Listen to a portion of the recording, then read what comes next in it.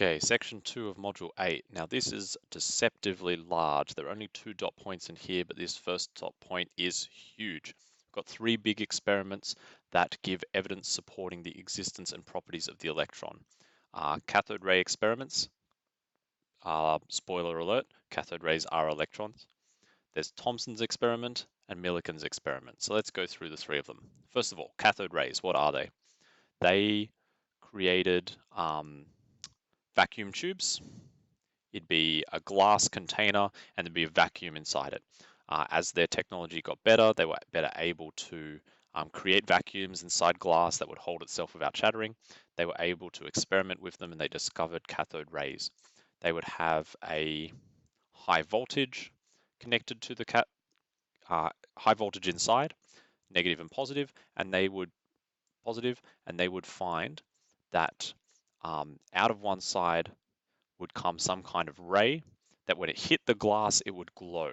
Okay, they later modified it so that they put a special screen that when the cathode rays hit the screen, they would glow, and so we could then play around with and measure what was happening with these cathode rays. They did a few experiments. They put some objects in the way of the cathode ray in order to see if they cast a shadow. They did. They put magnets near the cathode ray to see if they deflect the cathode rays. If I hold a north and I point the north towards this cathode ray, it would get deflected downwards like so, rather than upwards up here, getting rid of that. They tried electric fields. If a electric charge plate was put in here with negative down the bottom here and positive up here, that would also deflect the cathode rays, deflecting them up instead of going this way. And what I think is the coolest one, especially if you see it for yourself, is they set up let's do it in black.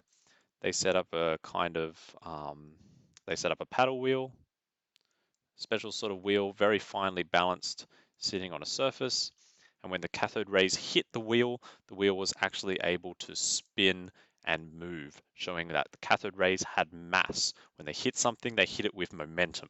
Okay, so they hit things, they have momentum, so cathode rays have mass. They are deflected by electric and magnetic fields, so they must have charge, specifically negative charge, based on the direction that they were deflected. That's what cathode rays, the experiments on cathode rays found. They found that they were negatively charged particles with mass. Now, Thomson's experiment used this setup. He had both charged plates. So let's have plates here that are charged negative and positive. Okay, so we would have the cathode rays would go straight across normally, but when the charge plates were on, they'd be attracted to the positive charge plates. They'd curl down. I can draw this a bit better than that. They'd curl down, and then when they left the plate area, they'd go straight. And they also had in the background here a coil which produced a magnetic field, and that magnetic field would push the cathode rays upwards when it was on. So if we turn off the coil and the plates, the cathode rays would just go straight. If we only have the plates on, they would go down. If we only had the magnetic coil on, they would go up. But if we had both of them on, Thomson tweaked them both so that the cathode rays would go straight. Now he knew if they were going straight, that means that the force on the particles upwards, that is the force due to the magnetic field of the coil, would have to be equal or equal and opposite to the force due to the electric field pushing the cathode rays down. He could then do some fancy maths. He knew that the force due to magnetic field was equal to QVB, charge times velocity times the magnetic field, and he knew that the force due to electric field was equal to QE, the charge times the electric field strength. Because one is equal and opposite to the other, he could then say that this side of the equation is equal to that side or negative of that side. So he could say QVB is equal to negative QE, right? Cancel some Q's, and we can get V is equal to negative E on B. Now, the electric field strength and the magnetic field strength, he was able to measure from his experiment. So he has essentially found the velocity of his cathode rays. Is this big and ground changing, game breaking, etc.? Not really. The velocity he found was the speed of cathode rays in his particular experiment, but that's not generalizable to other people's experiments. They'd find different velocities for their cathode rays, for their electrons. He took this a step further to find a value that is equal for every electron in the universe. What he did was he turned off the electric plates but kept the magnetic field coils on. So the cathode rays are curling upwards as shown here. He then extrapolated this curve to turn it into a full circle, and he measured the radius of that circle.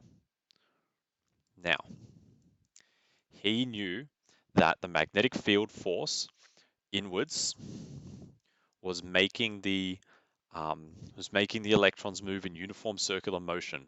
So he could now use the magnetic field equation as well as the circular motion equation. So he could use F centripetal is equal to mv squared over r.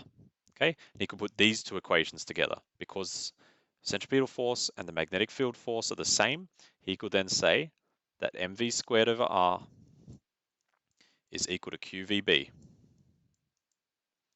He could then do some more fancy maths. Let's cancel out the v with the squared over here. We're going to put the magnetic field on that side and mass on this side. So we end up with q over m. That's what happens when we divide mass onto this side, q divided by m.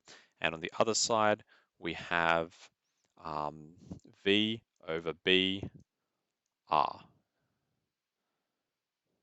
Yes, b r. Good. V, velocity. He worked out in his previous experiment. B, magnetic field strength. He can measure that from his experiment. And R, the radius, he worked that out from his extrapolated circle. What did he get? What does he get from this? He gets Q over M. That is the charge over mass, the charge to mass ratio for an electron. And anybody in the universe who measures the charge to mass ratio of an electron will find the same number that Thomson did. He is therefore credited with discovering the electron. He came up with a model of the atom because he realized that no matter what metal was used in the experiment, these electrons always come from it. Even if it's a pure metal, so the only thing in that metal is iron, you still get these electrons. So he said that the electrons must be part of the atoms themselves. So he had a new model of the atom called the plum pudding model, or Thomson's plum pudding model, where he said atoms are made out of positive stuff and there are negative electrons embedded inside the positive stuff. Okay, not ideal. We know that that's not exactly what an atom looks like, but at least he's recognizing that atoms are made up of other particles themselves. Okay, Millikan's oil drop experiment answers the last question, which is, well, we've got the charge to mass ratio, but let's try and separate them out. What is the charge of an electron? What is the mass of the electron? Let me clear the stage. Thomson had an experiment which equated the magnetic field force up with the electric field force down. Millikan did the same with two different forces. Well, one of them's different. He had a spray bottle, an atomizer, and that made droplets of oil. Droplets of oil, sprayed them out. Very, very, very tiny droplets in a chamber. These droplets became charged, and they would fall through a small gap in the bottom. And as they fell through, he measured the speed of them falling through the air using a microscope. He'd look through this microscope. Here's his eye. Here's his eyelashes. There he goes, looking through this microscope. He's watching this oil droplet fall, and he's measuring the speed of it fall, giving him an indication of the mass of the oil droplet. He then turned on an electric field. So these plates became electrically charged, and that would put a force on the oil droplet upwards. An upwards force due to electric field. The oil droplet then may have started to rise. He adjusted the electric field so the oil droplet hovered, a point where the electric field force pushing it up was equal and opposite to the gravitational field strength pulling it down. Okay, once he equated those two things, he was able to find the charge of the oil droplet. Now this part is different. It's a bit less elegant. It's took a bit more work. He found the charge of an oil droplet, but that's different to finding the charge of an electron. That oil droplet may have had, who knows, 7 electrons, 7 extra electrons giving it its charge, 3, 4, 5, 6, 7. This is not the plum pudding model. This is an oil droplet with 7 extra electrons attached to it. So how does he find the charge on one electron? It's a bit hard. Well, he did it again for another droplet of oil, and another one, and another one, and another one. And he did this a few times. I think it was 58 times was how many he recorded in his paper.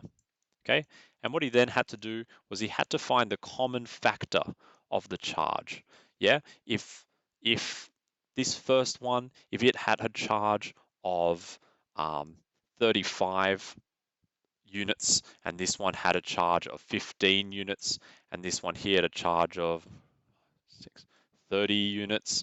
Okay, it's not too long until you find out, hey, the common factor seems to be 5. Maybe each electron has a charge of 5, and this, which would mean that this oil droplet, 5 times 6, 30 units. This one, 5 times 3, 15 units. He eventually worked out the charge of an electron by finding the common factor. Because we already had the charge to mass ratio from Thomson, by working out the charge, he could also therefore work out the mass of the electron.